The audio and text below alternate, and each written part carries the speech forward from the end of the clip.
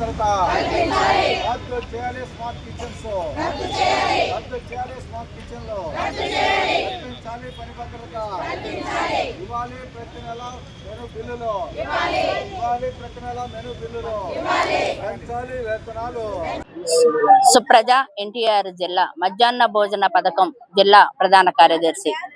గత 25 సంవత్సరాలుగా అంటే 2003 నుంచి మధ్యాహ్న భోజన పథకాన్ని ఉమ్మడి రాష్ట్రంలో సుప్రీంకోర్టు ముట్టికాయలు వేసి మొత్తము దేశవ్యాప్తంగా కూడా ఈ పథకాన్ని అమలు చేయాలి అని చెప్పిన మీదట అప్పటి ఉన్న ఈ ముఖ్యమంత్రి గారు టీడీపీ అప్పుడు ఉన్నది చంద్రబాబు నాయుడు గారు ఈ పథకాన్ని తీసుకురావడం అనేది జరిగింది. అందరికీ కూడా ఈ పథకాన్ని అప్పచెప్పడం అనేది జరిగింది. అయితే రూపాయి పావలా నుంచి ఈ పథకాన్ని స్టార్ట్ చేశారు.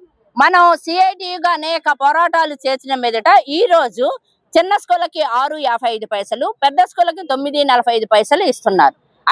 ఈ పథకాన్ని ఇన్ని సంవత్సరాలు కూడా ఏ రోజు కూడా ఆపకుండా బిల్లులు 6 నెలలకి 3 నెలలకి వచ్చినా కూడా జీతాలు లేటుగా వేసినా కూడా ఏ రోజు ఈ పథకాన్ని ఆపకుండా మధ్యాహ్న భోజన పథకం మహిళలందరూ పిల్లల్ని కన్న బిడ్డల్లాగా భావించి వేడి వేడి అన్నాలు అవి కూడా వండి పెట్టడం అనేది జరిగింది.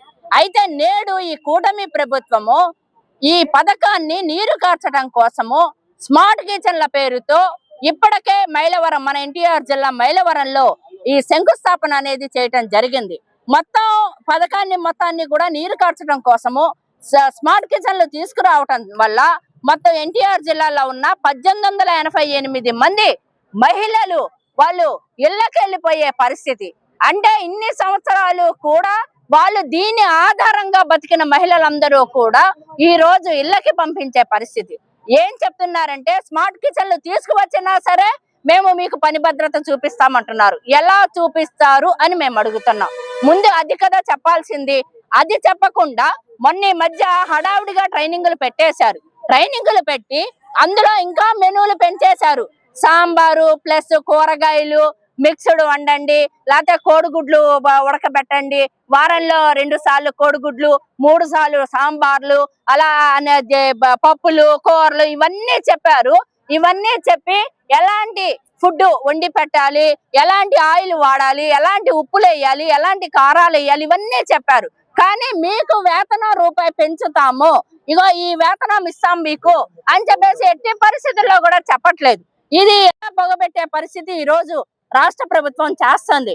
కాబట్టి తక్షణమే స్మార్ట్ కిచెన్లని రద్దు చేయాలి. సిఐటిగా మేము డిమాండ్ చేస్తున్నాం. ఎట్టి పరిస్థితుల్లో కూడా రాష్ట్ర వ్యాప్తంగా మేము స్మార్ట్ కిచెన్లు అనేవి పెట్టడాన్ని మేము అంగీకరించము. ఒకవేళ కనుక అవి వచ్చినా వాటి ముందు మైలవరంలో మేము ఏ విధంగా ధర్నా చేశామో ఆ విధంగా ఎక్కడ పెడితే అక్కడ ధర్నా చేసి మీరు వాటిని శంకుస్థాపనలు చేస్తారో, మీరు పెడతారో, ఏం చేసినా సరే మేము మాత్రం అక్కడ మా పోరాటం అనేది కొనసాగేది. ఎట్టి పరిస్థితుల్లో దీన్ని రాష్ట్ర ప్రభుత్వం వెనక్కి తీసుకోవాలి అని చెప్పి యూనియన్ గా డిమాండ్ చేస్తున్నాం. సంవత్సరాలుగా బడి పిల్లలకి, కాలేజీ పిల్లలకి అన్నం వడ్డీ పెట్టడంలో ముఖ్యమైనటువంటి పాత్ర పోషిస్తా ఉన్నారు. ఈ కాలంలో మధ్యాహ్న భోజన పథకం వల్ల డ్రాప్ అవుట్స్ తగ్గాయి, పిల్లల అటెండెన్స్ పెరిగినటువంటి పరిస్థితి ఉంది, ఆరోగ్యవంతులుగా ఉన్నటువంటి పరిస్థితి ఉంది. దీని వెనకాల అత్యంత కీలకమైనటువంటి శ్రమ చేస్తున్న మధ్యాహ్న భోజన పథకం కార్మికుల యొక్క శ్రమకి ఈ రోజు రాష్ట్ర ప్రభుత్వం, కేంద్ర ప్రభుత్వం వెలివటం లేదు. అతి తక్కువ వేతనాలు, బిల్లులు కూడా సకాలంలో చెల్లించడం లేదు. పైపెచ్చి ఇప్పుడు వీళ్ళ పని భద్రత దెబ్బతీసే దానికోసం స్మార్ట్ కిచెన్ పెడతా ఉన్నారు. స్మార్ట్ కిచెన్ పేరుతో నియోజకవర్గంలో ప్రాంతాల్లో స్మార్ట్ కిచెన్ పెట్టి తద్వారా అన్ని స్కూళ్ళకి అక్కడే ఫుడ్ వండి సప్లై చేసేటువంటి పరిస్థితి రాబోతుంది. చల్లటి అన్నం, చల్లటి కూరలు పెట్టేయడం పరిస్థితి ఉంటుంది. వాళ్ళు వండేటువంటి దాంట్లో ఉప్పు కారం సరైనటువంటి పాళ్ళలో ఉండదు. అలాగే ఉల్లిపాయ వెల్లిపాయ వాడేటువంటి పరిస్థితి ఉండదు. తీపి పదార్థాలు ఉండే పరిస్థితి ఉంటుంది. పిల్లవాడు ఆరోగ్యంగా ఉండాలంటే అన్ని సమపాళ్లలో మనం ఆహారాన్ని వండేటువంటి సందర్భంలో ఉపయోగించాల్సినటువంటి పరిస్థితి ఉంది.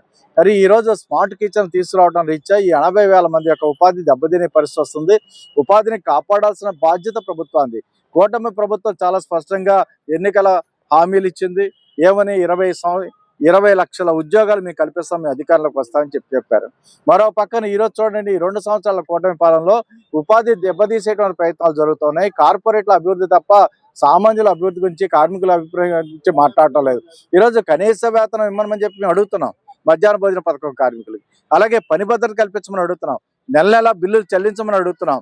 అంతేకాకుండా అవసరమైనటువంటి అన్ని చర్యలు తమిళనాడు లెక్క ఇక్కడ కూడా ఇవ్వాలని అడుగుతున్నాం. ఈరోజు మన వాళ్ళు రాగి జావా కాసి ఇస్తున్నటువంటి పరిస్థితి, దానికి బిల్లులు ఇచ్చేటువంటి పరిస్థితి లేదు. 9, 10 తరగతులకు సంబంధించినటువంటి వాళ్ళకి వడ్డిస్తుంటే వేతనాలు కూడా ఇవ్వనటువంటి పరిస్థితి ఉంది. అరవచాకరి ఈరోజు చేయించుకుంటూ ఈ ప్రభుత్వం అనేటువంటిది ఈరోజు పని లేకుండా చేసే కోసం ప్రయత్నం చేస్తా ఉంది. అందుకనే ఈ స్మార్ట్ కిచెన్ రద్దు చేయాలని సిఐటి డిమాండ్ చేస్తా ఉంది. పని భద్రత కల్పించాలని డిమాండ్ చేస్తా ఉంది. వీళ్ళ కనీస వేతనాలు నిర్ణయించమని కోరుతా ఉన్నాం.